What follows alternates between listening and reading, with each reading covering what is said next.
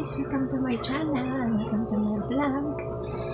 Excited na ako guys na gumamit nito for second day para makita ko na kung ano ang magiging resulta in the next day until 7 days. Kasi sabi nila, makikita mo raw yung result within 7 days na gumamit ng Kojiesan and Calamansi.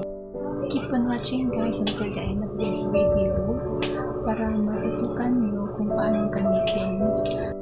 Bago natin gamitin ito guys, dapat natin i-shake natin ulit